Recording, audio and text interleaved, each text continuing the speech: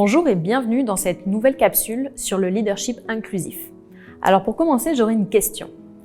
Qu'ont en commun les organisations les plus performantes, innovantes et les plus résilientes? Eh bien, elles ont compris une chose essentielle. Le leadership inclusif, ce n'est pas seulement une tendance passagère, mais un levier stratégique puissant. Il ne s'agit pas simplement de bien faire, mais de mieux faire sur le plan humain, relationnel et organisationnel. Dans un contexte professionnel où les équipes sont de plus en plus diversifiées en âge, origine, genre, culture, capacité et expérience, il est impératif de repenser la posture du leader. Le leadership inclusif devient alors un catalyseur de performance, de cohésion et de sens. Mais concrètement, c'est quoi le leadership inclusif? Eh bien, c'est la capacité d'un leader à accueillir les différences, valoriser toutes les voix et à créer un climat de travail où chacun se sent en sécurité, respecté et encouragé à contribuer pleinement. Il ne s'agit pas simplement d'être gentil ou ouvert. Il s'agit d'adopter une posture active, intentionnelle, qui reconnaît les biais et qui travaille consciemment à les dépasser. Un leader inclusif crée un espace pour l'expression, l'écoute et la croissance de chacun, peu importe ses origines, ses croyances ou ses capacités. Il écoute vraiment, pas juste pour répondre, mais pour comprendre. Il reconnaît ses biais et il apprend à les confronter. Il favorise la participation équitable, même des voix minoritaires, et il assure que chacun ait une place et soit entendu, pas seulement une chaise autour de la table. Alors pourquoi c'est crucial d'avoir des équipes qui sont diversifiées? Dans le monde du travail actuel, la diversité et l'inclusion, ce sont plus des options, elles sont la norme. Que ce soit par l'arrivée de nouveaux talents issus de l'immigration, le vieillissement de la population active, l'inclusion de personnes neurodivergentes ou encore la mixité intergénérationnelle, les milieux de travail, ils sont traversés par une multitude de réalités. Alors ça peut être une richesse exceptionnelle, mais ça peut aussi être une très grande source de tension si on ne sait pas la gérer. Le leadership inclusif, il permet de créer du lien entre les employés malgré leurs différences. Il évite aussi les silos et les incompréhensions culturelles.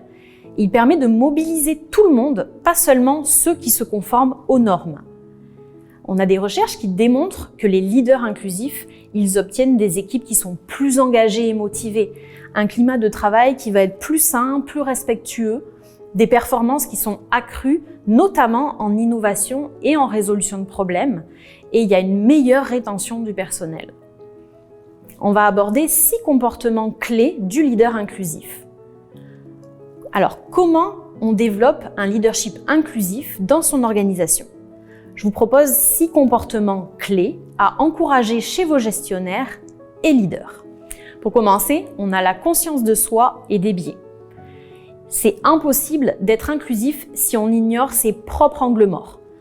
Cela commence par identifier ses préjugés inconscients, remettre en question nos automatismes et accepter qu'on n'a pas toujours les bonnes réponses. En deuxième, on va avoir l'humilité. Un leader inclusif, il reconnaît qu'il n'a pas toutes les réponses. Il valorise l'expertise collective et voit la diversité comme une richesse qui complète sa propre vision. En troisième, on a l'empathie active. Il ne s'agit pas seulement d'écouter, mais bien de se mettre réellement à la place de l'autre. L'empathie active, elle implique de comprendre les obstacles invisibles, comme les barrières linguistiques, les traumas migratoires ou les codes culturels non maîtrisés, qui freinent parfois la pleine participation. Ensuite, on a le courage.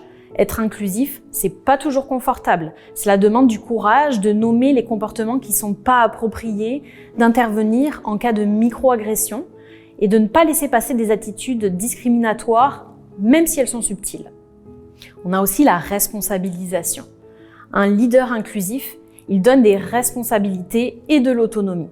Il offre un cadre qui doit être clair, mais qui laisse chacun évoluer à sa manière. Il doit faire confiance au lieu de micro-gérer. Pour finir, ça prend nécessairement de la curiosité et de l'ouverture. La diversité, c'est une opportunité d'apprentissage permanent.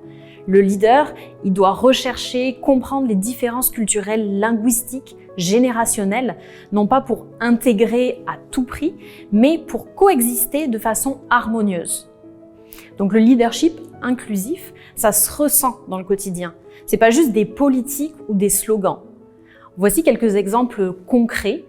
On donne la parole à tous lors des réunions, même aux personnes qui sont les plus discrètes.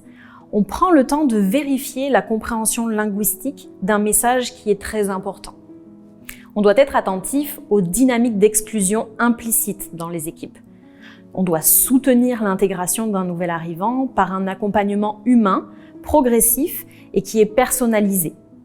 Et les résultats, ils vont être mesurables. On va avoir moins de roulement de personnel, moins d'absentéisme, plus de collaboration transversale, un sentiment d'appartenance qui va être accru et une meilleure image de marque employeur. Pour finir, le leadership inclusif, c'est pas une compétence bonus. C'est une compétence qui est essentielle pour toute personne en position d'influence dans le monde du travail d'aujourd'hui.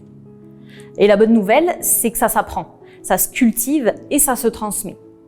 Il ne s'agit pas d'être parfait, mais de montrer l'exemple, de prendre la responsabilité de créer un espace qui est plus humain, plus équitable, plus inspirant pour tous les employés. En tant que leader, posez-vous cette question. Qu'est-ce que je peux faire dès aujourd'hui pour être un peu plus inclusif dans mes gestes, dans mes décisions et aussi dans mes communications? Parce qu'un petit ajustement dans votre posture peut générer un immense changement dans la culture de votre milieu de travail. Merci d'avoir écouté cette capsule et à très bientôt pour la prochaine.